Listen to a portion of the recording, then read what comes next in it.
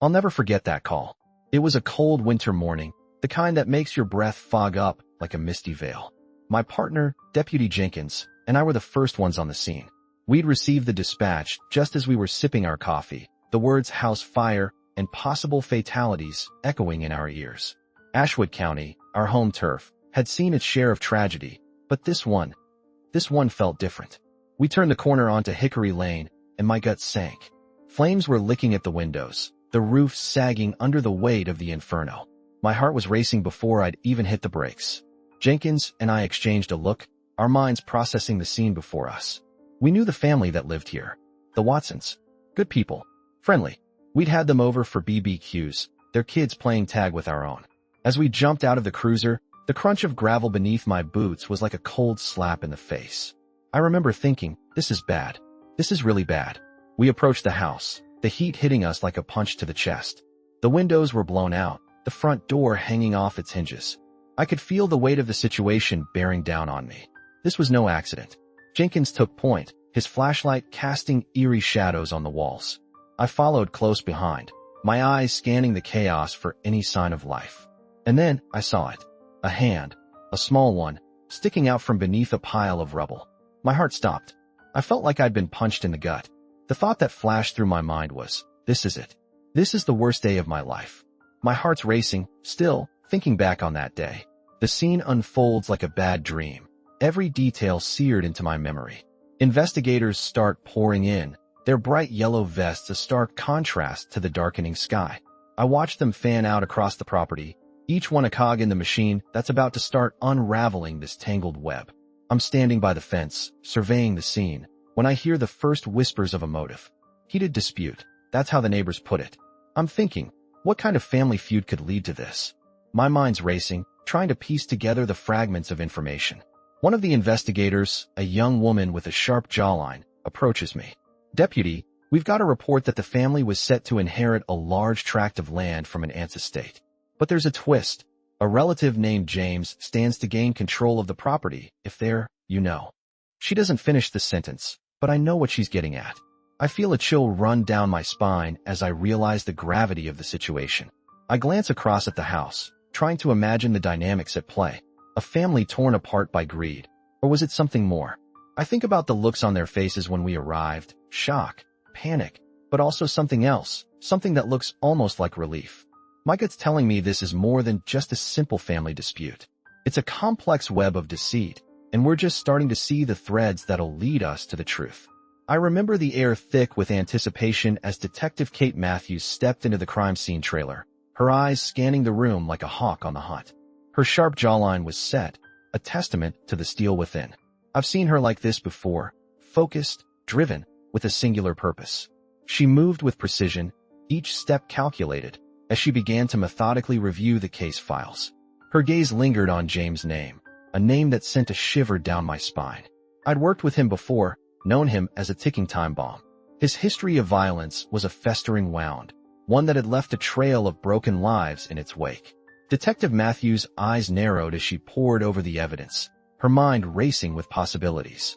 She was like a surgeon, dissecting every detail, every fiber of the crime scene. Her focus narrowed to James like a laser beam, and I could sense the intensity building within her. I watched as she picked up the phone, her voice steady as she began to call in witnesses. Her words were like a gentle breeze on a summer day, but I knew the storm brewing inside her. She was building a case, brick by brick, and James was the focal point. As she scribbled notes on her pad, her pen moved with a precision that bordered on obsession. I'd seen it before, the look of a detective consumed by her case. It was a look that said she'd stop at nothing to bring justice to the victims, and James was her target. The air in the trailer seemed to vibrate with tension as Detective Matthews' eyes locked onto James' file. For a moment, I thought I saw a flicker of something, a spark of anger, a glimmer of determination. But it was gone, replaced by a mask of professionalism. Still, I knew the fire burning within her. I remember the sweat trickling down my back like a cold ribbon as Kate's voice whispered into her earpiece. "You'll never take me alive." The words sent a shiver down my spine, like a whispered secret in a dark alley. I watched as Kate's eyes narrowed, her grip on the steering wheel tightening. She knew it. James was their guy. My heart was racing now, pounding in my chest like a jackhammer. We were closing in, and I could taste victory. Kate's conviction was palpable, and I shared her certainty. This was it, the break they'd been waiting for. I could almost see the cuffs clicking into place, the look of relief on Kate's face as they took James into custody. But then, my radio crackled to life, and a voice I barely recognized spoke up. "Dispatch, we got a 10 to 13 at the old Johnson farm. Reports of a suspicious individual, possible fugitive." Kate's eyes flicked to the rearview mirror, and for a moment, I thought I saw a glimmer of indecision. But then, her face set in a determined mask. "Let's roll," she growled, her voice low and urgent. We hit the gas, speeding out of the station parking lot like our lives depended on it.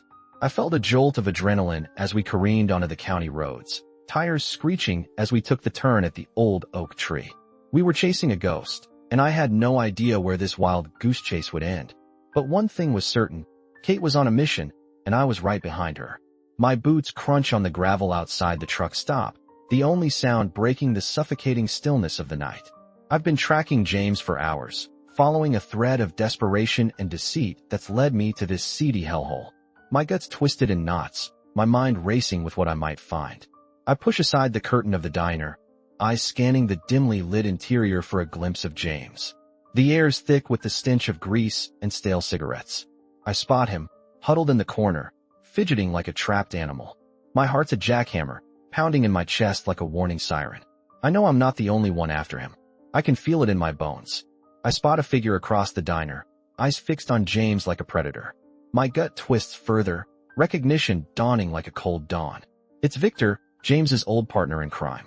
I've dealt with him before, know his reputation. He's a snake, always slithering in the shadows, looking for an angle. My mind's racing now, thoughts colliding like a crash of metal. How did Victor find James? What game are they playing? I take a step forward, eyes locked on James, on Victor. The air's heavy with tension, the only sound the hum of the neon sign outside. My hands resting on my gun, a comforting weight in a world gone mad. I know I have to act fast, before Victor gets to James, before James gets away. The stakes are high, the consequences catastrophic. My heart's screaming at me to act, to take control of this chaotic mess. I take another step forward, eyes never leaving the target. My heart's racing as I watch Kate's team move in, their guns drawn, surrounding James like a noose. The wind's picking up, whipping the trees at the state line into a frenzy, but I'm frozen, my eyes locked on the suspect. My training kicks in, but it's been a long day, a long week, a long year. The adrenaline's building, my senses on high alert, as I take in every detail. The way James' eyes dart, the way his hands tremble, the way his face crumples like a man who's just realized his world's about to come crashing down. I'm 6 feet away, my eyes glued to the scene unfolding before me. Kate's got her gun trained on James, her voice firm and clear as she orders him to get down. I can see the sweat beading on his forehead, the fear etched on his face like a cruel joke.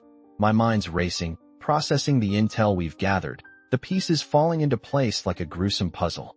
This wasn't just a house fire, it was a calculated act of destruction, a deliberate attempt to annihilate an entire family. The sound of sirens in the distance, the crunch of gravel beneath my boots, it's all a blur as I focus on James, my eyes boring into his soul like a steel rod. My guts twisted into knots, my mind reeling with the implications, the manipulation, the deceit, the sheer depravity of it all. I can feel the weight of the sheriff's words, his 30 years of experience, his wisdom and compassion, ringing true in my ears. This is the most heart-wrenching case I've ever seen.